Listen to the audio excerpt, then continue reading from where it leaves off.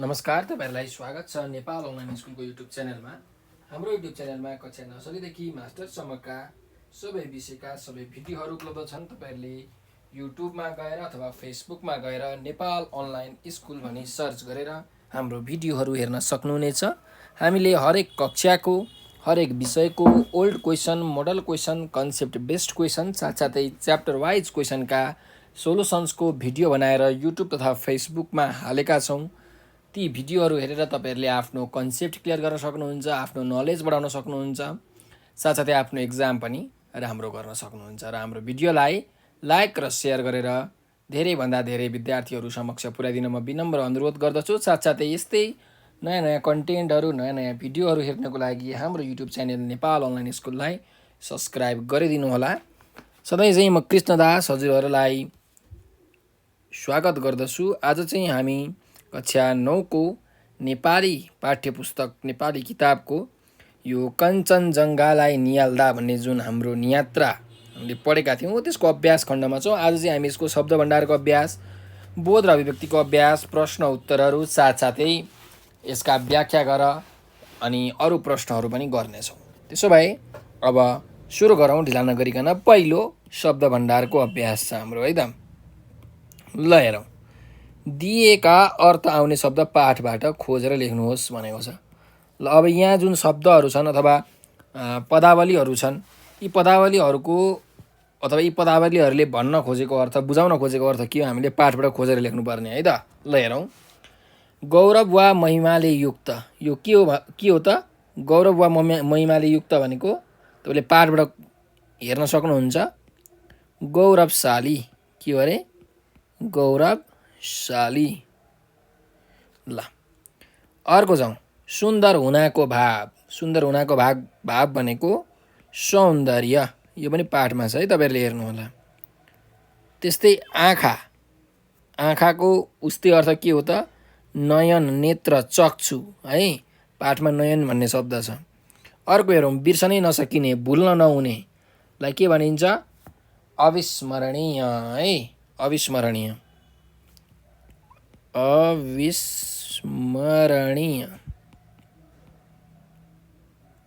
ल जिउँदो वा जीवित, यसलाई के भनिन्छ? जीवन भनेर भनिन्छ, है, पाठमा छ। त्यस्तै हलचल नगर्ने, एकदम स्थिरलाई के भनिन्छ? अटल, है। र अन्तिम काम गर्ने क्षमता अथवा शक्तिलाई के भनिन्छ?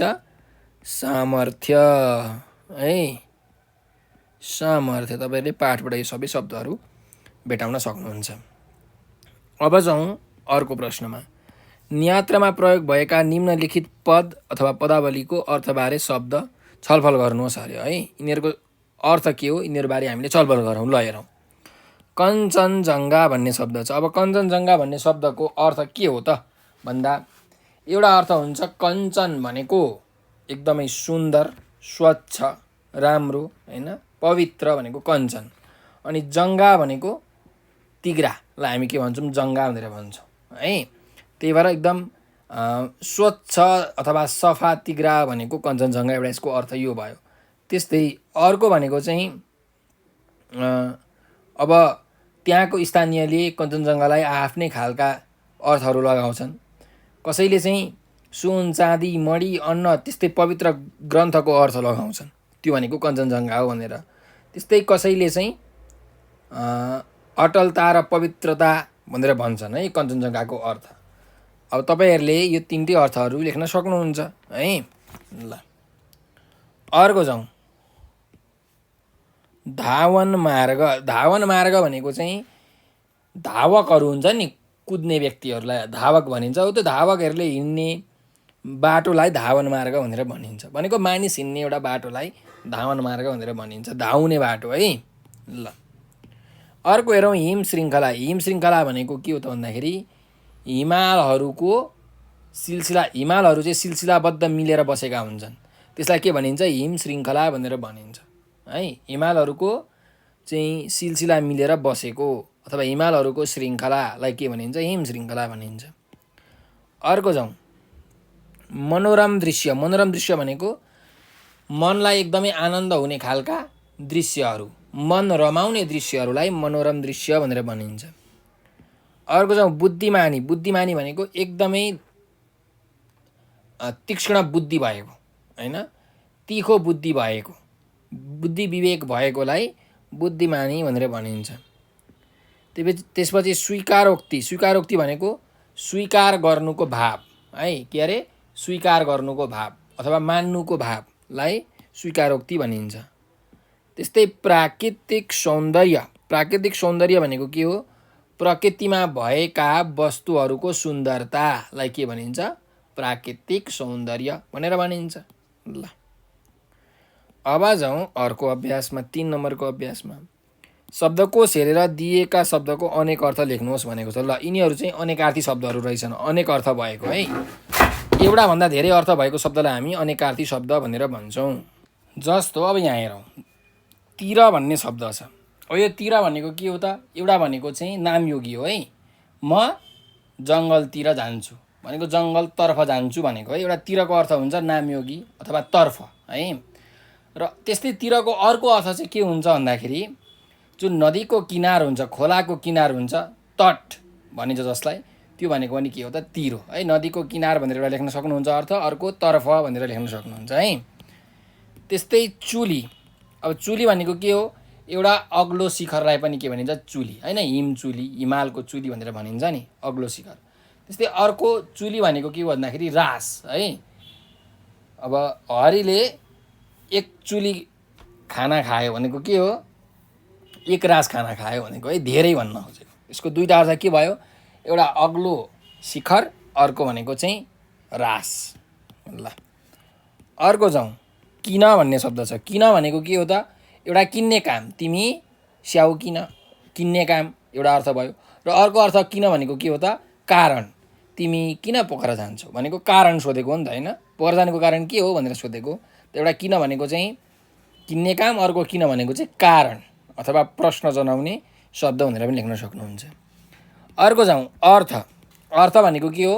एउटा अर्थ भनेको धन है। हाम्रो देशको आर्थिक अवस्था एकदमै कमजोर छ भनेको, हाम्रो देशसँग एकदमै कम पैसा छ भनेर भनेको। त्यही भएर अर्थ भनेको धन एउटा अर्थ, यसको मिनिङ है। र अर्थको अर्को मिनिङ के हुन्छ? माने।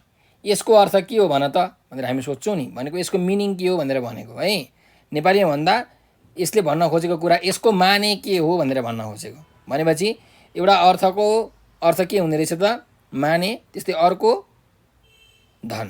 ल अर्को जाउँ मूल। अब मूल भनेको यसको पनि दुईटा अर्थ छ है, हेर्नुहोस्। एउटा मूल भनेको के हो भन्दाखेरि प्रमुख, यो घरको मूल मान्छे को हो भनेर भन्छन् नि, भनेको प्रमुख मान्छे को हो भनेर भन्न खोजेको। त्यस्तै अर्को मूल भनेको जुन यो के भन्छ, ढुङ्गाहरू फुटेर, चट्टानहरू फुटेर जुन पानी आउने हुन्छ नि, हो पानीको स्रोत, त्यसलाई पनि मूल भनिन्छ। मूलको पानीले त आँतै कस्तो चिसो बनायो हौ भनेर भन्छन् नि। भन्नुको मतलब त्यो भनेको चाहिँ कुनै पनि चट्टान फुटेर जुन पानी निस्किन्छ, त्यो पानीको स्रोतलाई के भनिन्छ? मूल भनिन्छ। एउटा प्रमुख, एउटा पानीको स्रोत है त। यसरी तपाईँले दुईटा अर्थ लेख्न सक्नुहुन्छ। ल अब जाउँ बोध र अभिव्यक्तिको अभ्यासमा। पहिलो छ 1 नम्बरको अभ्यास, दिएका शब्दको शुद्धसँग उच्चारण गर्नुहोस् भनेको छ। अब यहाँ भएको शब्दको चाहिँ एकदम शुद्धसँग करेक्ट प्रोनाउन्सिएसन गरौँ है त। ल हेरौँ, कलरब, कलरब, सेसेलुङ, सेसेलुङ, कञ्चनजङ्घा, कञ्चनजङ्घा, मन्त्रमुग्ध, मन्त्रमुग्ध, उद्वेलन, उद्वेलन, मातृत्वभाव, मातृत्वभाव, थाङयानी, थाङयानी, स्मृतिपट, स्मृतिपट। ल अब जाउँ अर्को अभ्यासमा। नियात्राको 8औं अनुच्छेद पाले पालो सस्वर वाचन गर्नुहोस् भनेको छ। भनेको 8औं अनुच्छेद चाहिँ तपाईँहरूले आवाज निकालेर वाचन गर्नुपर्ने छ। यो मैले भनिराखिनँ, तपाईँहरूले वाचन गर्न सक्नुहुन्छ। अब जाउँ अर्को अभ्यास। अब नियात्राको अब हामी रहेछ अनुच्छेद पढी तलका प्रश्नको मौखिक उत्तर दिनुहोस् भनेको छ। अब त्यो अनुच्छेद पढेर हामीले चाहिँ यो प्रश्नको मौखिक उत्तर दिउँ है त। ल हेरौँ, अब यो अब हामी रहेछ भन्ने चाहिँ खासमा त्यो अनुच्छेद चाहिँ छैन। यति बेला हामी भन्ने चाहिँ छ है, यति बेला हामी अनि रहेछ भन्ने छ, यो अनुच्छेद चाहिँ हो त्यसले भन्न खोजेको। अब यो अनुच्छेद पढौँ है त, के रहेछ। यति बेला हामी विश्वको तेस्रो अग्लो शिखर कञ्चनजङ्घाको काखमा थियौँ। यो नेपाल र भारतको सिमाना छुट्याउने प्राकृतिक पर्खाल र नेपाल आमाको पहरेदार पनि हो। सिर्र सिर्र हावा चलिरहेको थियो। मौसम सफा थियो। कञ्चनजङ्घा लगायत वरिपरिका सम्पूर्ण हिमशृङ्खला मुसुमुसु मुस्कुराइरहेका थिए। घामको लालीले कञ्चनजङ्घा सिँगारिएको थियो। यात्राको सबैभन्दा रोमाञ्चक क्षण थियो यो। लाग्थ्यो हिउँ चुम्दै बिउजेको अरुणको मलिन किरणको फैलावटसँगै कञ्चनजङ्घा शीतल पवन मार्फत पहाड र तराईलाई शान्तिको सन्देश पठाइरहेछ। त्यो क्षण हामी त्यति नै खुसी थियौँ सायद जो ब्राउन र जर्ज ब्रान्ड पहिलो पटक सन् 1955मा कञ्चनजङ्घाको सफल आरोहण गर्दा जति खुसी भएका थिए। मैले कञ्चनजङ्घालाई खुब निहालेर हेरेँ। फेरि पनि कञ्चनजङ्घाको अर्थ खोज्ने प्रयत्न गरे। वास्तवमा कञ्चनजङ्घा त एउटा नियति रहेछ। प्रकृतिसित उसले गरेको सम्झौता र स्वीकारोक्तिले शरीरभरि सेतो र चिसो हिउँको उपरना ओढेर हाँसिरहेको एउटा यथार्थता र व्यवस्था रहेछ भनेर एउटा अनुच्छेद दिएको छ है त। अब यो अनुच्छेद हामीले पढ्यौँ। अब हेरौँ यसमा के कस्ता प्रश्नहरू हामीलाई यहाँ तेर्स्याइएको छ। जस्तो अनुच्छेदमा कतिवटा वाक्य रहेका छन्, अनुच्छेदको सबैभन्दा लामो वाक्य कुन हो, अनुच्छेदको सबैभन्दा छोटो वाक्यमा कतिवटा शब्द रहेछ भनेर हामीलाई यहाँ छ। अनि अनुच्छेदको उपयुक्त शीर्षक के हुन सक्छ। ल अब यो अनुच्छेदको पहिला म शीर्षकमै भन्छु है त। यो अनुच्छेदको शीर्षक के होला भन्दा कञ्चनजङ्घाको सौन्दर्य, यसरी तपाईँले लेख्न सक्नुहुन्छ होइन। कति राम्रो छ यसको शीर्षक। ल मैले यसको लास्टको एन्सर सबैभन्दा सुरुमा दिएँ है त। कञ्चनजङ्घाको सौन्दर्य, कञ्चनजङ्घाको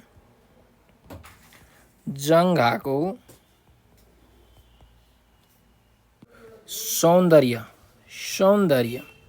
कञ्चनजङ्घाको सौन्दर्य। ठिक छ। ल अब यसको वाक्य गनौँ अनि लामो वाक्य र छोटो वाक्य पनि हेरौँ है त। ल हेरौँ कतिवटा वाक्य छ। वाक्य गर्नको लागि तपाईँहरूले के गर्नु पर्यो, यहाँ भएका पूर्णविराम अथवा प्रश्नवाचक चिन्ह गर्नुभयो भने भयो। जस्तो एउटा, दुईटा, तीनटा, चारटा यहाँ पनि छ है, पाँचवटा, छवटा, सातवटा, त्यस्तै आठवटा, नौवटा, 10वटा, 11वटा र 12वटा भनेपछि कतिवटा वाक्य रहेछ यहाँ, यहाँ 12वटा वाक्य रहेछ।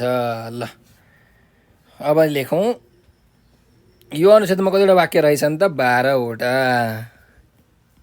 अब सबैभन्दा लामो वाक्य कुन हो, सबैभन्दा छोटो वाक्यमा कतिवटा शब्द छन् ल हेरौँ। सबैभन्दा छोटो वाक्यमा कतिवटा शब्द छन् भनेको छ। अब सबैभन्दा छोटो वाक्य हामीले यहाँबाट थाहा पाइसक्यौँ। हेर्नुहोस् कुन हो, मौसम सफा थियो। सबैभन्दा छोटो वाक्य नै यही हो। कतिवटा शब्द छ, 1 2 3 4 5 6 7वटा शब्द छ है। मौसम सफा थियो त 7वटा शब्द छ सबैभन्दा छोटो वाक्यमा, त्यही भएर 7वटा शब्द। अब सबैभन्दा लामो वाक्य कुन हो भनेको छ। ल अब सबैभन्दा लामो वाक्य कुन होला भन्दा कसरी थाहा पाउने, दुईटा पूर्णविराम बिचमा सबैभन्दा धेरै अन्तर कहाँ छ त भन्दा यहाँ अन्तिमको वाक्य हेर्नुहोस्। हो यो चाहिँ सबैभन्दा लामो वाक्य रहेको छ है। भनेपछि यो वाक्य पुरै तपाईँहरूले लेख्नु पर्यो। वास्तवमा कञ्चनजङ्घा त एउटा नियति रहेछ। प्रकृतिसित उसले गरेको सम्झौता र स्वीकारोक्तिले शरीरभरि सेतो र चिसो हिउँको उपरमा ओढेर हाँसिरहेको एउटा यथार्थता र व्यवस्था रहेछ भनेर यो चाहिँ तपाईँले वाक्य लेख्नु पर्यो जस्ताको तस्तै है त। ल अब जाउँ अर्को अभ्यासमा। त दिएको अनुच्छेद पढी सोधेका प्रश्नको उत्तर भन्नुहोस् भनेको छ। अब यो अनुच्छेद हामी पढौँ, यो पाठकै अनुच्छेद हो है त। ल अनुच्छेद पढिसकेपछि हामीलाई टेन्टेटिभ थाहा हुन्छ, यहाँ प्रश्नको उत्तर पनि हामीले यो अनुच्छेद पढेपछि सजिलैसँग दिन सक्छौँ। त्यही भएर पढौँ है त। कन्याम फिक्कल र फिरिम हुँदै पहाडी घुम्ती अनि विभिन्न आरोह अवरोह पार गरेपछि आइपुग्दो रहेछ ताप्लेजुङ बजार। मध्यकालमा ताप्ले नाम गरेका राजाले यस क्षेत्रमा शासन गर्थे रे। लिम्बू भाषामा जुङको अर्थ किल्ला हुन्छ। उनै ताप्ले राजाको अधीनमा रहेको किल्ला भएकाले ताप्ले र जुङ शब्दको संयोजन गरी ताप्लेजुङ नामकरण गरिएको हो भन्ने जनश्रुति रहेछ। यसरी ताप्लेजुङ जिल्लाको नामाकरण लिम्बू भाषाबाट भएको मानिदो रहेछ। मेची राजमार्गको साँगुरो घुमाउरो र नागबेली परेको सडकमा गुड्दै र हुतिँदै ताप्लेजुङ पुग्दा साँझको 6 बजिसकेको थियो। हामी निरन्तर 7.5 घन्टाको यात्राले निकै थाकेर लखतरान भइसकेका थियौँ। यस्तो लाग्थ्यो अर्को दिन कतै पदयात्रा सुरु गर्न आजको थकाइ मेटिने हो कि होइन? ओइलाएको साग झैँ लल्याक लुलुक भएको आफ्नो शरीरप्रति मलाई त्यति भरोसा थिएन। ताप्लेजुङमा चिसो सिरेटेको साम्राज्य चलिरहेको थियो। सिरेटासँग सिगौरी खेल्दै हामीले स्थानीय एक होटेलको कोठामा पुगेर झोला थन्क्यायौँ र खाना खान होटेलको भान्सातर्फ लाग्यौँ। अलिकति चियाको चुस्की लिएपछि खानाको सुरसार भयो भनेर यहाँ यो अनुच्छेद छ है त। ल अब हेरौँ प्रश्नमा। ताप्लेजुङ बजार कसरी पुगिन्छ भनेर भनेको छ। ताप्लेजुङ बजार कसरी पुगिन्छ? कन्याम, फिक्कल र फिदिम हुँदै पहाडी घुम्ती अनि विभिन्न आरोह अवरोह पार गरेपछि ताप्लेजुङ बजार पुगिन्छ। कति सजिलो छ, अनुच्छेदमै छ है उत्तर। ल अर्को प्रश्नमा जाउँ। ताप्लेजुङको नामकरण कसरी भएको जनश्रुति पाइन्छ भनेर भनेको छ। त ताप्लेजुङको नामकरण कसरी भएको जनश्रुति पाइन्छ भन्दा ताप्ले राजाको अधीनमा रहेको जिल्ला भएकाले ताप्ले र जुङ शब्दको संयोजन गरी ताप्लेजुङ नामाकरण गरिएको हो भन्ने जनश्रुति पाइन्छ। यसरी तपाईँले लेख्न सक्नुहुन्छ। ठिक छ। ल उत्तर यसको पनि यही छ। अर्को जाउँ। लेखकलाई आफ्नो शरीरप्रति भरोसा नलाग्नुको कारण के हो त? लेखकलाई आफ्नो शरीरप्रति भरोसा नलाग्नुको कारण के हो भन्दा निरन्तर 7.5 घन्टाको यात्राले लखतरान भएर लल्याक लुलुक भएका कारणले लेखकलाई आफ्नो शरीरप्रति भरोसा नलागेको हो। यसरी तपाईँले लेख्न सक्नुहुन्छ। ठिक छ। ल अब जाउँ अन्तिम एउटा प्रश्न छ। सिरेटोसँग सिङ्गौरी खेल्नु भन्नुको आशय के हुन सक्छ भनेर हामीलाई सोधिएको छ है। अब यसको आशय के हो त? यहाँ छ है। अब यसको आशय चाहिँ के हो भन्दाखेरि सिरेटो भनेको के हो? एकदम चिसो हावाको लहर। सिङ्गौरी खेल्नु भनेको के हो? त्यसलाई पनि पछ्याउँदै अथवा पन्छाउँदै हटाउँदै अगाडि बढ्नु भनेको सिङ्गौरी खेल्नु भनेको। त्यही भएर सिरेटासँग सिङ्गौरी खेल्नु भनेको चिसो लहरलाई पन्छाउँदै आफ्नो गन्तव्यतर्फ, आफ्नो लक्ष्यतर्फ अगाडि बढ्नु भनेको चाहिँ सिरेटोसँग सिङ्गौरी खेल्नु भन्नुको आशय हो भनेर तपाईँहरूले मजाले लेख्न सक्नुहुन्छ। ठिक छ। ल त जाउँ अब 5 नम्बरको अभ्यासमा। दिएको अनुच्छेद पढी सोधिएका प्रश्नको उत्तर दिनुहोस् भनेको छ। ल यो अनुच्छेद पढौँ है त। भोलिपल्ट बिहान गाडी चढेर कञ्चनजङ्घा आधार शिविरलाई गन्तव्य बनाई झापाको वीरता मोडबाट 4 आलीतर्फ लाग्यौँ। हामी पूर्व पश्चिम राजमार्गलाई 4 आली निरै छोडेर मेची राजमार्गतर्फ उकाल्यौँ। 7 घन्टाको पहाडी बाटामा कैयौँ पहाडको फन्को मार्दै साँझ ताप्लेजुङ पुग्यौँ। मेची राजमार्गमा गुड्दै गर्दा पहाडका मायालु काखमा बसेका मानव बस्ती, मनोरम थुम्काथुम्की र तरेली परेका खेतबारी विपरीत दिशातिर बेगिरहेको भान हुन्थ्यो। मान्छे आफ्नै खाले दिनचर्यामा देखिन्थे। कोही खेतबारीमा पसिना चुहाउँदै गरेका, कोही सडक छेउ बसेर फलफुल बेचिरहेका, कोही घाँसको भारी त कोही दाउरा बोकेर घर फर्किरहेका। यी दृश्य हेर्दा मैले गाउँमा छँदा ठुली वनबाट आफैले घाँस दाउरा गरेको झलझली सम्झे भनेर एउटा अनुच्छेद छ। अब यहाँ प्रश्न छ, माथिको अनुच्छेदमा कस्तो भौगोलिक परिवेशको वर्णन गरिएको छ भनेर भनेको छ। अब यो अनुच्छेदमा कस्तो खालके भूगोलको परिवेशलाई चाहिँ व्याख्या गरिएको छ, वर्णन गरिएको छ, विश्लेषण गरिएको छ भन्दा यो अनुच्छेदमा विशेषतः मूलतः अग्ला अग्ला डाँडा भएका पहाडको चाहिँ भौगोलिक परिवेशको वर्णन गरिएको छ। यसरी तपाईँले लेख्न सक्नुहुन्छ। ठिक छ। ल अर्कोमा जाउँ। अनुच्छेदका आधारमा त्यहाँ मानिसको पेसा व्यवसाय बारे अनुमान गर्नुहोस् भनेको छ।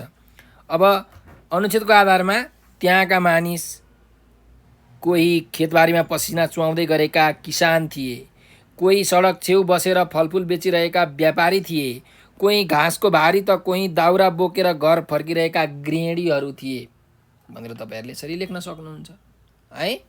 ल अब जाउँ 6 नम्बरको अभ्यासमा। दिएका प्रश्नको उत्तर लेख्नुहोस् भनेको छ। ल यहाँ अब हामीलाई 3टा प्रश्नहरू छन्। यी प्रश्नहरूको हामीले उत्तर लेख्नुपर्नेछ है त। ल हेरौँ। पहिलो छ, लेखकलाई कञ्चनजङ्घाको पदयात्रा गर्ने रहर किन जाग्यो भनेर भनेको छ। लेखकलाई कञ्चनजङ्घाको पदयात्रा गर्ने रहर किन जाग्यो त भन्दा एकदमै धेरै अथवा अनेकौँ सम्पदाले भरिएको नेपालको प्रकृति, संस्कृति र माटो गौरवशाली भएकाले यिनै सम्पदाको नजिक पुगेर धित मर्ने गरी हेर्ने र तिर्खा मेट्ने, तृप्त हुने हुटहुटी जागेकाले लेखकलाई कञ्चनजङ्घाको सुन्दर प्राकृतिक सौन्दर्यमा रम्ने कल्पना गरेकाले उनलाई यहाँको पदयात्रा गर्ने रहर जाग्यो। यसरी लेख्न सक्नुहुन्छ है। के अरे भन्दा अनेकौँ सम्पदाले भरिएको नेपालको प्रकृति, संस्कृति र माटो गौरवशाली भएकाले यिनै सम्पदाको नजिक पुगेर धित मर्ने गरी हेर्ने, तिर्खा मेटिने गरी पिउने र तृप्त हुने हुटहुटी लेखकलाई जाग्यो। त्यही भएर कञ्चनजङ्घाको प्राकृतिक सौन्दर्यमा रमाउने कल्पनामा उनी डुबे र कञ्चनजङ्घाको पदयात्रा गर्ने रहर उनलाई जाग्यो। यसरी तपाईँले लेख्न सक्नुहुन्छ। ठिक छ ल। अर्को प्रश्नमा हेरौँ। घुन्साको बसाइमा लेखकले कस्तो अनुभव गरेका छन् भनेको छ। हेर्नु है, प्रश्न के छ? घुन्साको बसाइ गर्दाखेरि, घुन्सामा बसोबास गर्दाखेरि, घुन्सा पुग्नुभन्दा अगाडि होइन, त घुन्साको बसाइमा लेखकले कस्तो अनुभव गरेका छन् भन्दा घुन्सामा विभिन्न जात जातिका मानिसहरू बस्दा रहेछन् र घुन्सालाई अनेकौँ जात जातिको फुलबारीको रूपमा पनि हेर्दै लेखकहरू त्यहाँ बस्न जानुभएको छ अथवा बस्न गएका छन् र घुन्सा भन्ने ठाउँ एकदमै विकसित रहेछ। यहाँ बिजुली बत्ती, टेलिफोन, त्यस्तै होटल व्यवसायको चाहिँ अतिथि सत्कार र सन्तुष्टि प्रदान गर्ने अनुभवले खारिएका हुँदा रहेछन्। त्यस्तै उनीहरूले एकदम आत्मीयताले बोल्दा रहेछन्। यस्ता अनुभवहरू चाहिँ घुन्साको बसाइमा लेखकले गरे भनेर तपाईँले लेख्न सक्नुहुन्छ। अथवा यसरी पनि सर्टकटमा के लेख्न सक्नुहुन्छ? घुन्साको बसाइमा लेखकले त्यहाँ बसोबास गर्ने विभिन्न जात जातिका मानिसहरू मिलेर बसेका रहेछन् भन्ने कुरा बुझे। त्यस्तै घुन्सामा चाहिँ बिजुली बत्तीको, टेलिफोनको सुविधा रहेको एउटा विकसित ठाउँ रहेछ घुन्सा भन्ने कुरा बुझे, अनुभव गरे। त्यस्तै घुन्साको होटल व्यवसायीले गरेको अतिथि सत्कार र सन्तुष्टि प्रदान गर्ने अनुभव पनि उनले देखे। यसरी तपाईँले लेख्न सक्नुहुन्छ। ठिक छ ल। अर्को छौँ। पाठका आधारमा कञ्चनजङ्घाको सौन्दर्य वर्णन गर्नुहोस् भनेको छ। अब पाठको आधारमा हामीले कञ्चनजङ्घाको सौन्दर्यलाई कसरी वर्णन गर्ने भन्दाखेरि कञ्चनजङ्घाको शिरमा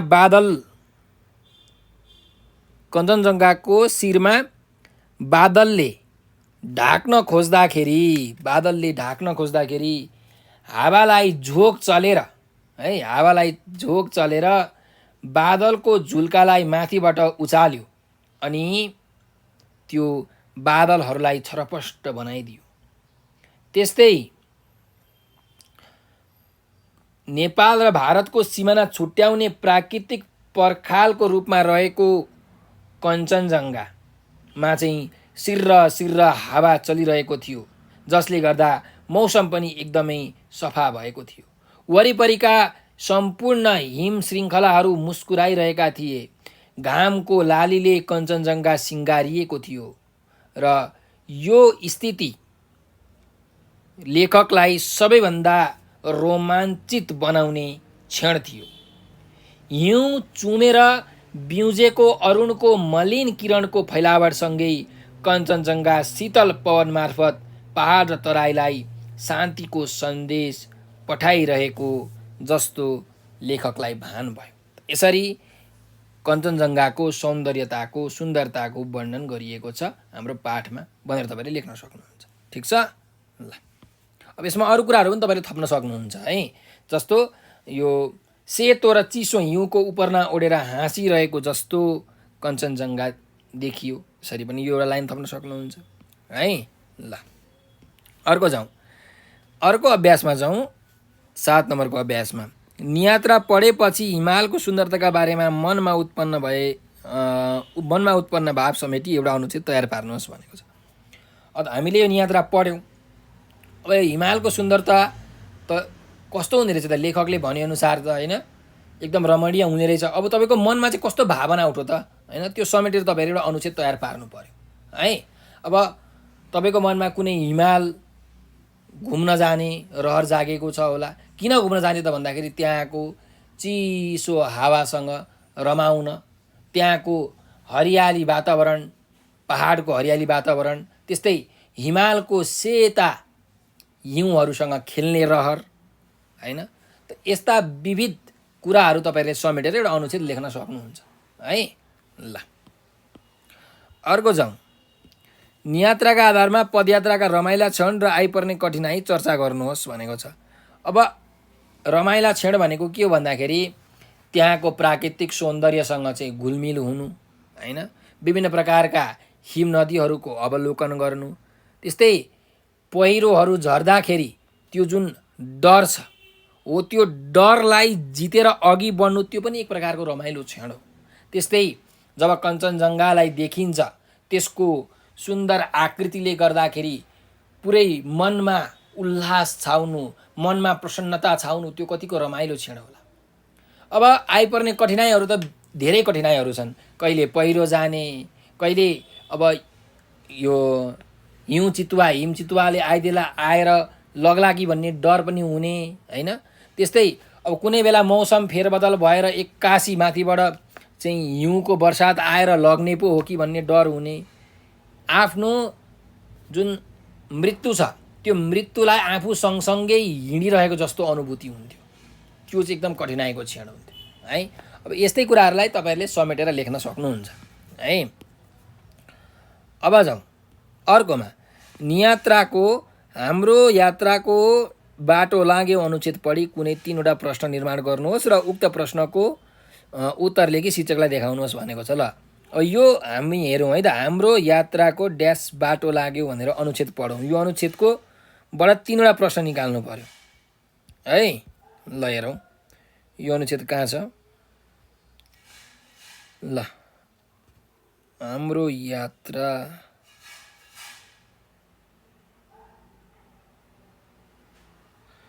ल यहाँ छ यो अनुच्छेद। 3वटा प्रश्नहरू हामीले यहाँ बनाउनु पर्यो। ल हेरौँ के बनाउन सकिन्छ भन्दा, सातौं दिन लेखक कहाँसम्म पुग्ने निश्चय गरेका थिए। 7औं दिन लेखक कहाँसम्म पुग्ने चाहिँ लक्ष्य राखेका थिए लेखकले भन्दा 7औं दिन उनीहरूले घुन्सासम्म पुग्ने लक्ष्य राखेका थिए। कहाँ? घुन्सासम्म पुग्ने है। ल एउटा प्रश्न भयो, उत्तर पनि भयो। त्यस्तै अर्को प्रश्न के बनाउन सकिन्छ भन्दा,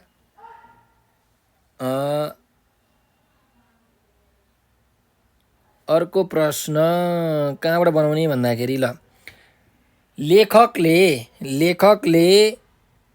कुन जीवलाई देख्ने रहर गरिरहेका थिए भन्दा लेखकले हाब्रेलाई है, हाब्रे भनेको रेड पान्डा है, हाब्रेलाई देख्ने रहर गरिरहेका थिए। यसरी तपाईँहरूले लेख्न सक्नुहुन्छ। ठिक छ, प्रश्न बनाउन सक्नुहुन्छ। त्यस्तै अर्को प्रश्नमा जाउँ। अर्को प्रश्न के बनाउन सकिन्छ भन्दा, फलेगाउँको उचाइ कति रहेछ? फलेगाउँको उचाइ 3140 मिटर है, समुद्र सतहदेखि 3140 मिटर रहेछ। यसरी तपाईँहरूले लेख्न सक्नुहुन्छ।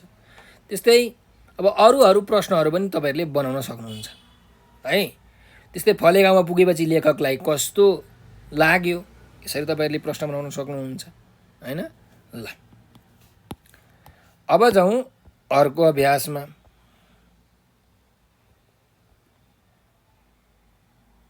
व्याख्या गर्नुहोस्। 10 नम्बरमा छ, हेर्नु है त, व्याख्या गरौँ।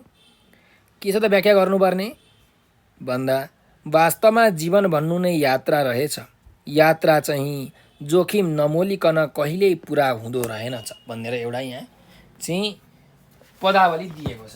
तपाईँहरूले यसलाई व्याख्या गर्दा के गर्नु पर्यो भन्दाखेरि प्रस्तुत गद्यांश कक्षा 9 को नेपाली पाठ्यपुस्तकको कञ्चनजङ्घालाई नियाल्दा भन्ने नियात्राबाट साभार गरिएको हो। यस नियात्राका लेखक साहित्यकार राजेन्द्रमान डङ्गोल हुन्।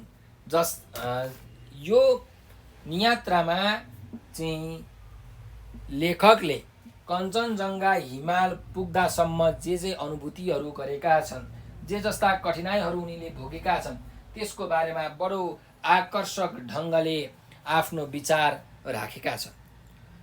अब तपाईँले बल्ल विषयवस्तुमा प्रवेश गर्नु पर्यो है। वास्तवमा जीवन भन्नु नै यात्रा रहेछ, यहाँबाट सुरु गर्नु पर्यो। यसरी गर्न सक्नुहुन्छ। मानिस यो धरतीमा जन्मन्छ, जन्मेपछि मृत्यु अवश्य छ। जो जन्मन्छ उसको मृत्यु पनि हुन्छ। तर जन्म र मृत्युको यो बाटोमा मानिसले निकै उकाली ओह्राली गर्नुपर्छ। मानिसको जीवनमा अनेक प्रकारका दुःख, कष्ट, पीडा, वेदनाका साथसाथै सुख र खुसीका पलहरू पनि आउने जाने गर्दछन्। र यो जुन जीवनदेखि मृत्युको जुन पथ छ, जुन बाटो छ, त्यसमा मानिसले निकै कठोर साधना, कडा परिश्रम, मेहनत र सङ्घर्ष गरेर अगाडि बढ्नुपर्छ।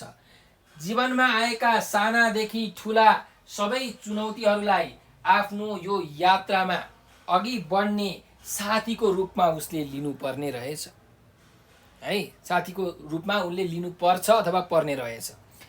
त्यस्तै यो जुन जीवन छ, जीवन भनेकै एउटा यात्रा हो, जसमा बालकपनदेखि युवा अवस्था वयस्क हुँदै हामी बुढ्यौलीपनतिर लाग्छौँ। र यो यात्राको क्रममा विभिन्न उमेरको अवस्थामा हाम्रा अगाडि विभिन्न समस्याहरू आउँछन्। ती समस्याहरूले हामीलाई अनुभवी बनाउँछन्। अझ त्यस्तै खालके नयाँ समस्यालाई कसरी जुझ्न सक्ने भन्ने क्षमता हामीलाई प्रदान गर्दछन्। त्यसैले हरेक यात्रामा जोखिम हुन्छ र त्यो जोखिमलाई पार गरेपछि नै मानिस शक्तिशाली हुन्छ, अनुभवी हुन्छ। त्यसैले यात्रा भनेको जीवन हो, जीवन भनेकै यात्रा हो। र जसरी यात्रामा हामीले विभिन्न प्रकारका समस्याहरू भोग्नुपर्छ, त्यसरी नै जीवनको यो सङ्घर्षमय यात्रामा पनि हामीले अनेकन दुःख, कष्ट, पीडा, वेदनाहरूलाई भोगेर तिनीहरूभन्दा माथि उठेर आफ्नो जीवनलाई सार्थक बनाउनु पर्छ भनेर तपाईँहरूले यसरी लेख्न सक्नुहुन्छ, व्याख्या गर्न सक्नुहुन्छ। ठिक छ ल। अब जाउँ अर्को अभ्यासमा। 11 नम्बरको अभ्यास हेर्नुहोस्। रेडियो टेलिभिजनमा प्रसारित विकास निर्माण सम्बन्धी समाचार सुनि त्यसबारे आफूले लागेको कुरा कक्षामा प्रस्तुत गर्नुहोस् अरे। अब रेडियोमा, टेलिभिजनमा विभिन्न विकास निर्माणका कामहरू आउँछन् होइन। अब कुनै ठाउँमा चाहिँ रोड बनेको, कुनै ठाउँमा पानी ट्याङ्की बनेको, अथवा कुनै ठाउँमा चाहिँ अब विभिन्न भवनहरू, हस्पिटलहरू बनेका समाचारहरू आउँछन् नि हो। अब त्यस्ता समाचार तपाईँहरूले सुन्नु, हेर्नु र त्यो विषयमा तपाईँलाई कस्तो लाग्यो त, त्यो विकास निर्माणको काम तपाईँलाई कस्तो लाग्यो होइन। त्यसले गर्दाखेरि के कस्ता फाइदाहरू हुन्छन्, कुन कुन मान्छेहरूलाई त्यो विकास निर्माणको कामले सहयोग पुग्छ, कस्ता कस्ता व्यक्तिहरूले त्यहाँबाट सेवा सुविधाहरू पाउँछन्। अब त्यो विकास निर्माणको काम कसले गर्यो होइन, किन गर्यो, त्यो काम गर्नको लागि कति पैसा लाग्यो, यसरी तपाईँहरूले साथीहरूसँग छलफल गर्न सक्नुहुन्छ, कक्षामा छलफल गर्न सक्नुहुन्छ है। ल अर्को जाउँ। 12 नम्बरको प्रश्न। पहाडको उकालो ओह्रालो बाटो हिँड्दा मनमा उत्पन्न हुने रमाइला भाव समेटी एउटा निजात्मक अनुच्छेद लेख्नुहोस् अरे। अब पहाडको जुन उकाली ओह्राली बाटो हुन्छ, गोरेटो घोरेटोमा हिँड्दाखेरि विभिन्न प्रकारका अनुभवहरू हुन्छन्। त्यहाँको हरियाली फाँटहरू, हरिया फाँटहरू हामीले देख्न सक्छौँ। त्यहाँको प्राकृतिक सुन्दरताले गर्दाखेरि हामी एकदमै रोमाञ्चित हुन्छौँ। त्यस्तै हिँडिरहँदाखेरि उकाली ओह्राली गर्दाखेरि निकै थकित पनि हुन्छ, थाकिन्छ पनि। तर पनि त्यो जुन रमाइलो दृश्य छ, त्यो रमाइलो दृश्यले, त्यो सौन्दर्यले हाम्रो मनमा एउटा प्रसन्नता छरिदिन्छ र थाकेको बेलामा पनि अझै त्यो प्रकृतिमा रमाउँ भनेर अझै नयाँ नयाँ प्रकृतिका विभिन्न वस्तुहरू, सुन्दरताहरूको पान गर्न मन लाग्छ र अझै अगाडि बढ्न मन लाग्छ। थाकेको जिउमा पनि त्यो सुन्दरताले यस्तो मोहनी लाउँछ, त्यो थाकेको शरीरलाई पनि उसले जागरुक बनाइदिन्छ, जाँगरिलो बनाइदिन्छ। यसरी तपाईँहरूले लेख्न सक्नुहुन्छ है। ल अर्को जाउँ। नियात्राको आजको हाम्रो कञ्चनजङ्घा जस्तै अनुच्छेदबाट मुख्य मुख्य 4वटा बुँदा टिपी सारांश लेख्नुहोस् भनेको छ। ल अब यो बुँदा टिप्ने र सारांश लेख्ने काम तपाईँहरूले गर्न सक्नुहुन्छ, त्यो अनुच्छेद पढेर होइन, तपाईँहरूले अगाडिदेखि गर्दै आउनुभएको। तर तपाईँहरूलाई म 3वटा मुख्य कुरा भन्छु बुँदा टिपोट र सारांश गर्दाखेरि। बुँदा टिपोट गर्दाखेरि पहिलो जाउँ बुँदा टिपोटमा। बुँदा टिपोट गर्दाखेरि तपाईँहरूले कहिले पनि वाक्य टुङ्ग्याउनु हुँदैन। जस्तो मेरो नाम खेमराज ढकाल हो भन्ने एउटा तपाईँले बुँदा टिप्दै हुनुहुन्छ भने तपाईँहरूले कसरी टिप्नुपर्छ? मेरो नाम खेमराज ढकाल भएको, यसरी टिप्नु पर्यो क्या। अन्तिममा हुने, भएको, एको एकाएकी लगाएर टिप्नु पर्यो, हुने भनेर टिप्नु पर्यो, ने लगाएर टिप्नु पर्यो। वाक्य टुङ्ग्याउनु भएन, क्रियापदको प्रयोग गर्नु हुँदैन बुँदा टिपोट गर्दाखेरि। ठिक छ। र अब सारांशको कुरा गरौँ। सारांश जहिले पनि 1/3 गरिन्छ। सारांश भनेको के हो? सार प्लस अंश सारांश भनेको मुख्य कुरा, मूल कुरो, चुरो कुरोलाई सारांश भनेर भनिन्छ। अब कुनै एउटा अनुच्छेद छ अरे, त्यो अनुच्छेदमा मानिलिउँ 90वटा शब्द छ भने तपाईँले जुन सारांश लेख्नुहुन्छ, जुन मूल भाव अथवा चुरो कुरो लेख्नुहुन्छ, त्यसमा कतिवटा शब्द हुनु पर्यो? 1/3। 1/3 भनेको 1/3। 90वटा शब्द अनुच्छेदमा छ भने सारांशमा 90/3, 3ले भागा गर्ने कति हुन्छ? 30। तपाईँको सारांशमा 30वटा शब्द हुनु पर्यो। यो दोस्रो कुरा भयो। तेस्रो इम्पोर्टेन्ट कुरा के हो त भन्दाखेरि तपाईँहरूले जुन सारांश लेख्नुहुन्छ त्यो सारांशको एउटा तपाईँहरूले शीर्षक, एउटा उपयुक्त शीर्षक पनि लेख्न एकदमै आवश्यक छ। यो 3टा कुरालाई कहिले पनि तपाईँहरूले नबिर्सनु होला। र एउटा तपाईँहरूलाई म प्लस पोइन्ट के भनिदिन्छु भने सारांश लेख्ने सबैभन्दा सजिलो उपाय भनेको के हो? तपाईँहरूले मुख्य मुख्य 4वटा बुँदाहरू टिप्नुहोस् होइन, 4वटा बुँदाहरू टिप्नुहोस् र त्यही 4वटा बुँदालाई अझै तपाईँले छोटो बनाएर लेख्नुभयो भने त्यो सबभन्दा बेस्ट सारांश हुन्छ। कुरा बुझ्नुभयो? ल अब जाउँ 14 नम्बरको अभ्यासमा। ल दिएको अनुच्छेद पढी सोधिएका प्रश्नको उत्तर दिनुहोस् भनेको छ। ल यो अनुच्छेद पढौँ अनि यहाँ तल जुन प्रश्नहरू छन् ती प्रश्नहरूको हामीले उत्तर लेखौँ है त। ल हेरौँ। भोजनपछि हाम्रो यात्रा खप्तड क्षेत्रमा प्रवेश गर्छ। खप्तड क्षेत्रका देवदारू वृक्ष आफ्नो छातीमा सङ्केत पाटीमा टाँगेर उभिएका देखिन्छन्। समुद्री सतहबाट 12,000 फिटको उचाइमा अवस्थित खप्तड क्षेत्रमा रहेका त्रिवेणी चर्चित भगवती कालिकाको स्थानबाट वरिपरि पर्ने देवस्थल खप्तडका प्रख्यात देवीपीठ हुन्। त्रिवेणीबाट सिधै पूर्वतिर विस्तारित निकुञ्ज र सैनिक गुल्मको कार्यालय, त्यसबाट थोरै पूर्वतिर अवस्थित खप्तड दह, दक्षिणतिरको शिखरमा अवस्थित सहस्रेश्वर शिवालय र उत्तरतिरको शिखरमा अवस्थित खप्तड बाबाको आश्रम। खुला आकाशमा उत्तर पूर्वतिर हेर्दा देखिने मानसरोवर क्षेत्रसम्मको रमाइलो हिमाली दृश्य, त्यसमाथि प्राकृतिक शैली, लामा लामा नाङ्गा फाँट, स्थानीय भाषामा पाटन, हरियो भुइँमा राता र पहेँला बुट्टा भरिएका गलैँचाको आकारमा अर्धनिन्द्रित प्रकृति, अलिकति रमणीय, अलिकति अत्यास, अलिकति शान्ति, अलिकति एकान्त, सबैको सम्मिश्रण खप्तड। सैनिक संरक्षण र मृग बनेलका शिकार र सिंहको अभिवृद्धि, एउटा रमाइलो समागम। यी सबैको समीकरणमा निरापद अवस्थित खप्तड। मान्छेले निकालाको एउटा लौरो मात्र टेके पनि निकुञ्जको नियम उल्लङ्घन भएको ठान्छ खप्तड। निकुञ्ज वास्तवमा वन्य सम्पदाको भण्डार हो। त्यसको सुरक्षाका निमित्त 6वटा चौकी र एउटा सैनिक गुल्म समेतको व्यवस्था गरिएको छ। यसलाई सम्पदाको रूपमा सुरक्षित गर्न सके लाभ नहुने कुरै छैन भनेर एउटा अनुच्छेद यहाँ दिएको छ। ल अब जाउँ यहाँको प्रश्नमा। ल हेरौँ। पहिलो प्रश्न छ त्रिवेणीको पूर्व र दक्षिणतिर देखिने दृश्य वर्णन गर्नुहोस् भनेको छ। ल अब त्रिवेणीको पूर्व र त्रिवेणीको दक्षिणतिर के देखिन्छ त वर्णन गर्नु पर्यो। ल हेर्नुहोस्।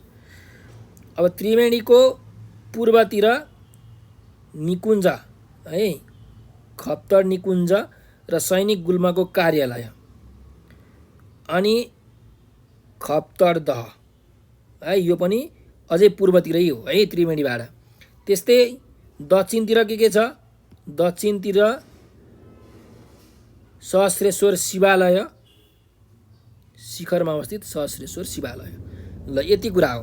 त्रिवेणीको पूर्वतिर विस्तारित निकुञ्ज र सैनिक गुल्मको कार्यालय साथसाथै खप्तड दह देखिन्छ भने त्रिवेणीको दक्षिणतिर चाहिँ शिखरमा अवस्थित भएको सहस्रेश्वर शिवालय देखिन्छ। यसरी तपाईँले लेख्न सक्नुहुन्छ। ठिक छ। ल अर्को जाउँ। खप्तडलाई के को सम्मिश्रण भनिएको छ? ल भन्नुहोस्। खप्तडलाई के को सम्मिश्रण भनिएको छ त? यसको उत्तर कहाँ छ? यहाँ छ, हेर्नुहोस्। हरियो भुइँमा राता र पहेँला बुट्टा भरिएको गलेचाको आकारमा अर्धनिद्रित प्रकृति, अलिकति रमणीय, अलिकति अत्यास, अलिकति शान्ति र अलिकति एकान्त हो खप्तडलाई यिनीहरूको सम्मिश्रण भनिएको छ। तपाईँले लेख्न सक्नुहुन्छ। ठिक छ। ल अब जाउँ अर्को प्रश्नमा। कस्तो कार्यबाट निकुञ्जको नियम उल्लङ्घन हुन्छ भनेर भनेको छ। ल कस्तो कार्यबाट यो निकुञ्जको चाहिँ नियमहरू उल्लङ्घन हुन्छ त? ल यहाँ हेर्नुहोस् कहाँ छ त भन्दा, मान्छेले निगालाको एउटा लौरो मात्र टेके पनि निकुञ्जको नियम उल्लङ्घन भएको ठान्छ खप्तड। है कस्तो कार्यबाट निकुञ्जको नियम उल्लङ्घन हुन्छ त भन्दा, मान्छेले निगालाको एउटा लौरो मात्र टेक्ने कार्यबाट पनि निकुञ्जको नियम उल्लङ्घन हुन्छ। यसरी तपाईँले लेख्न सक्नुहुन्छ। यसले भन्न खोजेको कुरा के हो भने, बन्दुकहरू लगेर, हात हतियारहरू लगेर त्यहाँका जीवजन्तुहरूलाई मार्नु त परको कुरा हो। तपाईँले एउटा लौरो लग्नु भयो भने पनि त्यहाँको उल्लङ्घन हुन्छ भनेर भन्न खोजेको है। त्यसरी भन्न खोजेको हो। ल अब अर्को जाउँ। तपाईँलाई खप्तडको प्राकृतिक सौन्दर्य मन पर्नुको कारण लेख्नुहोस् भनेर भनेको छ। अब त्यहाँको प्राकृतिक सौन्दर्य किन मन पर्छ त तपाईँलाई? तपाईँले यो कुरा चाहिँ यो पुरै पढेर तपाईँले लेख्नु पर्यो है।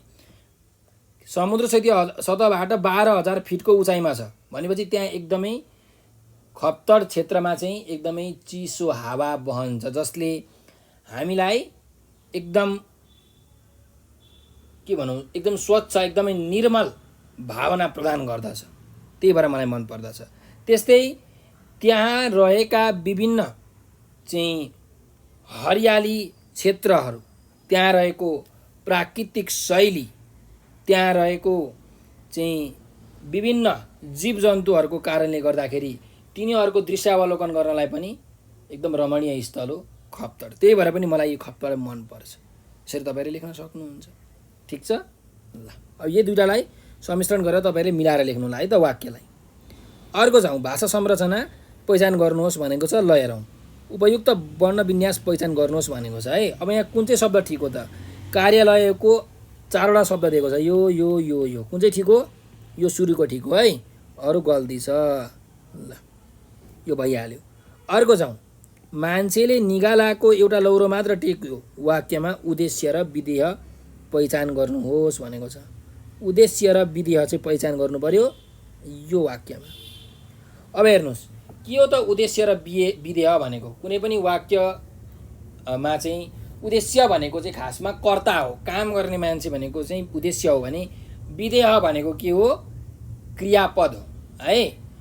मतलब जसले काम गर्यो त्यो भनेको उद्देश्य हो र जुन त्यो काम गर्ने मान्छेको लागि सुहाउँदो जुन क्रियापद छ त्यसलाई हामी के भन्छौँ? विधेय भन्छौँ। भने यसमा उद्देश्य के हो? यसमा उद्देश्य भनेको मान्छेले के हो अरे? मान्छेले। यो चाहिँ उद्देश्य हो। यो उद्देश्य हो। अनि टेक्यो भनेको चाहिँ के हो त? विधेय हो है। यो चाहिँ विधेय हो, यो चाहिँ उद्देश्य हो। ल अर्को हेरौँ। पार्टी अनि तिर शब्दका विभिन्न अर्थ लेख्नुहोस् भनेको छ। ल अब यो पार्टी भन्ने शब्दको अर्थ के हुन्छ त? एउटा भनेको चाहिँ पार्टी भनेको संस्था हैन। राजनीतिक पार्टीहरू छन् कि छैनन्? छन् नि। माओवादी पार्टी, एमाले पार्टी भनेको एउटा राजनीतिक दल भनेर तपाईँले लेख्न सक्नुहुन्छ। अर्को भनेको चाहिँ के हो त भन्दाखेरि पार्टी भनेको जुन तपाईँहरूले सानो हुँदाखेरि खरीले चाहिँ चकले भनौँ न एउटा सानो पार्टीमा लेख्नुहुन्थ्यो हैन। भनेपछि ब्ल्याकबोर्ड भनेर तपाईँले बुझ्न सक्नुहुन्छ कि ब्ल्याकबोर्ड व्हाइट बोर्ड भन्नेलाई पनि के भनिन्छ पार्टी भनेर भनिन्छ।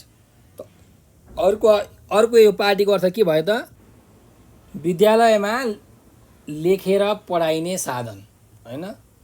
विद्यालयमा लेखेर पढाइने साधन भनेको त्यो पार्टी हो हैन। जेमा लेखिन्छ त्यो भनेको पार्टी हो। यसरी लेख्न सक्नुहुन्छ है त। ल अब दुईटा अर्थ भइहाल्यो। अर्को जाउँ तिर भन्ने शब्द। तिर भन्ने शब्दको के हो त अर्थ? एउटा यो तिर भनेको चाहिँ नामयोगी अथवा भनौँ तर्फ है। म काठमाडौँतिर जान्छु भनेर तपाईँले यसरी भन्नुभयो भने त्यो भनेको के हो त नामयोगी हो अथवा तर्फ भन्न खोजेको काठमाडौँतर्फ जान्छु भनेर। त्यस्तै अर्को तिर भनेको चाहिँ के हो भन्दाखेरि नदीको किनार तट है। कुनै खोलाको किनार नदीको किनारलाई के भनिन्छ तिर पनि भनिन्छ अथवा तट भनेर पनि भनिन्छ है। यस्तो दुईटा अर्थ यसको भइहाल्यो। यो भनेको पनि अब अनेकार्थी शब्द भयो है। एउटा भन्दा धेरै अर्थ भएपछि के हुन्छ अनेकार्थी शब्द हुन्छ जुन अघि भर्खर हामीले अगाडि पनि हेरेको थियौँ शब्द भण्डारको अभ्यासमा है त। अर्को जाउँ अनुच्छेदबाट दुईवटा विभक्ति पहिचान गरी लेख्नुहोस् भनेको छ। अब यो अनुच्छेदबाट दुईटा विभक्ति हामीले पहिचान गरेर लेख्नु पर्यो। अब के हो त विभक्ति भनेको भन्दाखेरि ले लाइमा लागिदेखिबाट को काकी रो रारी नो नानी यस्ता शब्दहरूलाई के भन्छौँ हामी विभक्ति भनेर भन्छौँ। त हेर्नुहोस् धेरै छन् है विभक्ति। फिटको पार्टीमा क्षेत्रमा क्षेत्रका त्यस्तै गरिकन बाट यो पनि विभक्ति हो हैन। यहाँ पनि बाट छ। ल यस्ता शब्दहरू के हुन् त विभक्तिहरू हुन्। लेलाइमा लागिदेखिबाट को काकी रो रारी नो नानी सबै विभक्ति हुन्। यहाँ आफू प्लस नो नो भनेको पनि विभक्ति हो है त। ल यस्ता विविध शब्दहरू तपाईँहरूले भेटाइहाल्नुहुन्छ। ल यो पनि सकियो है त। अब अन्तिम छ 14 नम्बरको अभ्यास। दिएको सन्दर्भ पढ्नुहोस् र तोकीको कार्य गर्नुहोस् भनेको छ। यो तपाईँहरूले आफै गर्नुपर्ने कार्य छ है त। त्यो पनि पढौँ के रहेछ। धनकुमारीले कृषि विषय पढिन्। कृषिमा स्नातक सकेपछि उनले जागिर खाने विचार गरिनन्। आमा बुवाले छोरीले कृषि विषय पढेपछि राम्रो जागिर खालिन् भन्ने अपेक्षा गरेका थिए। तर धनकुमारीलाई जागिरबाट भन्दा आफ्नो पढाइ अनुसार गर्ने आधुनिक कृषिबाट नै धेरै राम्रो हुन्छ भन्ने विश्वास थियो। उनले आफ्ना गाउँमा परम्परागत कृषि गर्ने सबै आमा बुवा दाजुभाइ दिदीबहिनीलाई आधुनिक प्रणाली अनुसार कृषिको तालिम दिने विचार भएको कुरा बताइन्। धनकुमारीका आमा बुवालाई छोरीको कुरामा विश्वास लाग्यो र खुसी भए भनेर एउटा सन्दर्भ दिएको छ। अब यहाँ के छ एउटा निर्देशन भने आमा बुवाले भविष्यमा इन्जिनियर बनाउने अपेक्षा राखे पनि तपाईँ आफूले पशुविज्ञान विषय पढेर राम्रो गर्न सक्ने कुरा कसरी विश्वास दिलाउनुहुन्छ। कक्षामा मौखिक रूपमा प्रस्तुत गर्नुहोस् भनेको छ। अब हेर्नुहोस् तपाईँको आमा बुवाको रहर के छ भने इन्जिनियर बनाउने छ तपाईँलाई। तर तपाईँलाई चाहिँ अब भेटनेरी पढ्न मन लागिरहेछ पशुविज्ञान पढेर पढ्न मन लागिरहेको छ। अब तपाईँहरूले आमालाई कसरी विश्वास दिलाउनुहुन्छ कि होइन पशुविज्ञान पढ्नुपर्छ मैले त भनेर कसरी विश्वास दिलाउनुहुन्छ त भन्दा यसरी गर्नु पर्यो क्या। तपाईँले के भन्नु पर्यो भन्दा पशुविज्ञानको महत्त्वको बारेमा तपाईँले देखाउनु पर्यो हैन। अब हेर्नुहोस् हाम्रो गाउँमा पनि यति धेरै पशुपालनहरू भइरहेको छ। कसैले गाई पाल्छन् कसैले भैँसी पाल्छन् कसैले बाख्रा पाल्छन्। हाम्रो गाउँमा पनि हाम्रो घरमा पनि यतिका के अरे जनावरहरू छन्। अब यिनीहरूले कसरी खान्छन् के खान्छन् यिनीहरूलाई विभिन्न रोगहरू लाग्छ ती रोगहरूको उपचार गर्नु पर्यो। अहिले हेर्नुहोस् त बाहिर कुनै डाक्टर बोलाउनु पर्यो भने एउटा साँडेको सुई हान्नु पर्यो भने 1000 रुपियाँ जान्छ हो। अझै सहरहरूतिर त 2000-3000 रुपियाँ जान्छ भनेपछि यस्तो सानो सानो रकमहरू हामीले जोगाउन सक्छौँ। प्लस पशुबाट हामीले अझै धेरै फाइदा कसरी लिन सक्छौँ यिनीहरूको स्याहार सुसार मात्रै होइन यी पशुपालनबाट हामीले कसरी धेरै फाइदा लिन सक्छौँ त हो त्यस विषयमा पनि एकदम राम्रो जानकारी हामीले पाउँछौँ। र यसको एकदम स्कोप पनि बढेको छ हैन। किनकि कृषिमा अहिले पशुपालन गर्ने सायद नै कुनै ठाउँ नहोला सबै ठाउँमा पशुपालन गर्छन्। अब अचेल त व्यवसायको लागि बाख्रा पालन त सबले गर्न थालेका छन्। कुखुरा पालन हो कि हैन बाख्रा पालन कुखुरा पालन भेडा पालन त यस्ता विभिन्न पशुहरू छन्। तिनीहरू पशुहरूलाई विभिन्न रोगहरू लाग्छ तिनीहरूको उपचार गर्दाखेरि कति फाइदा हुन्छ हैन। यसरी तपाईँहरूले आफ्नो आमा बुवालाई मजाले बुझाउन सक्नुहुन्छ ठिक छ। र प्लस अरू कुराहरू पनि तपाईँहरूले आफ्नो इच्छा अनुसार जोड्न सक्नुहुन्छ। ल त यो सँगसँगै हाम्रो यो पाठ सकिएको छ। त तपाईहरुलाई यो भिडियो कस्तो लाग्यो कमेन्टमा प्रतिक्रिया दिन नबिर्सनु होला। यदि तपाईहरुलाई केही समस्या आइपरेको छ, केही कुरा सोध्न मन लागिरहेको छ, केही कुरा बुझ्नु भएको छैन भने तुरुन्तका तुरुन्त एकदम निडर निष्फिक्र भएर यो नम्बर 9849595895 9845955895 यो नम्बरको भाइबर व्हाट्सएप र टेलिग्राममा तपाईहरुले हामीलाई मेसेज गर्नु होला र आफ्नो समस्या भन्नु होला है त। त्यस्तै तपाईहरुलाई कुनै पनि क्लासको कुनै पनि सब्जेक्टको भिडियो चाहिएको छ भने जस्तो तपाईहरुलाई 9 को नेपालीको भिडियो चाहिएको छ भने सर मलाई क्लास 9 को नेपालीको सबै भिडियो पठाइदिनुस्, सर मलाई क्लास 9 को म्याथको सबै भिडियो पठाइदिनुस् भनेर यसरी यो नम्बरको भाइबर व्हाट्सएप र टेलिग्राममा मेसेज गर्नुस्। हामीसँग जे जति भिडियोहरू छन् ती सबै भिडियोहरू हामी तपाईलाई पठाइदिन्छौँ। त्यहाँबाट तपाईले राम्रोसँग अध्ययन गर्न सक्नुहुन्छ। र हाम्रो युट्युब च्यानल नेपाल अनलाइन स्कुलमा हामीले 30,000 भन्दा पनि धेरै भिडियोहरू हालेका छौँ, जसमा हरेक क्लासको हरेक सब्जेक्टको old question, model question, concept based question साथसाथै च्याप्टर वाइज क्वेसनका सोलुसन्सहरू छन्। अनि अहिले हामीले हरेक सब्जेक्टहरूको अनलाइन क्लास पनि सञ्चालन गरिरहेका छौँ। हो ती सबैको भिडियोहरू तपाईहरुले हेर्न सक्नुहुन्छ।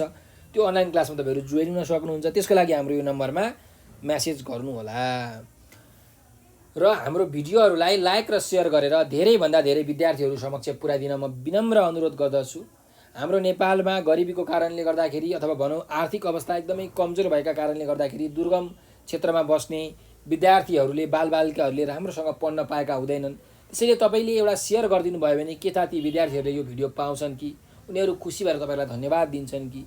त्यसैले भिडियोलाई शेयर चाहिँ अवश्य पनि गरिदिनु होला र यस्तै यस्तै नयाँ नयाँ कन्टेन्टहरू भिडियोहरू हेर्नको लागि हाम्रो युट्युब च्यानल नेपाल अनलाइन स्कुललाई सब्स्क्राइब गरेर हाम्रो सहयोगी हात बनिदिनु होला। हजुरहरूकै साथ र सहयोगको कारणले अहिले नेपाल अनलाइन स्कुल यो अवस्थासम्म आइपुगिसकेको छ, शिखर चुम्न सफल भएको छ। र यसरी नै हजुरहरूले माया गरिराख्नु भयो भने हामी यस्तै नयाँ नयाँ कन्टेन्टहरू, नयाँ नयाँ भिडियोहरू लिएर आउने बाचाका साथ आज बिदा लिन चाहन्छौँ। हजुरहरूले आफ्नो अमूल्य समय दिएर यो भिडियो अन्तिमसम्म हेरिदिनु भयो, त्यसको लागि तपाईहरुलाई हृदयबाट धेरै धेरै धन्यवाद छ। हस्त शुभ दिन।